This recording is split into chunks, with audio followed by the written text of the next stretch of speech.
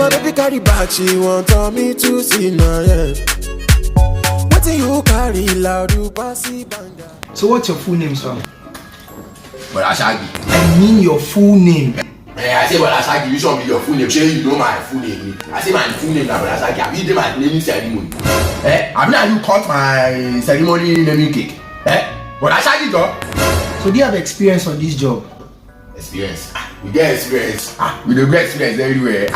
Experience for TV. Even this last one where they do where this man come. Kilonque. Don't wait. We did there. I see the TV. We just did dance. But as I even talk about that, she said you come. I mean on this job, experience on this job. No. Steve Jobs got the come experience. Steve Jobs is this man. I can just say. You know what? Don't worry. What job are you applying for? Okay. Pardon? You should be pardon. You say what job am I applying for? I say okay. I want to become a guy of this office. You know what? There's no job for you. You can leave this place. They no born you well.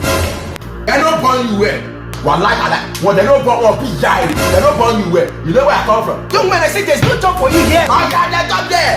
You're shouting here. This is a corporate organization and you're shouting. There's no job for you here. I said it's a corporate organization, so you know give me job. Limau, laughing my ass in the house. They no born you well. You know what? Sit down. Just calm down. Sit down. Okay. I want you to sit down. What is the problem? Now you got the what they do where you be this watch. What do you want? Give me Nigerian jersey. Apostle, we hear of this. Original.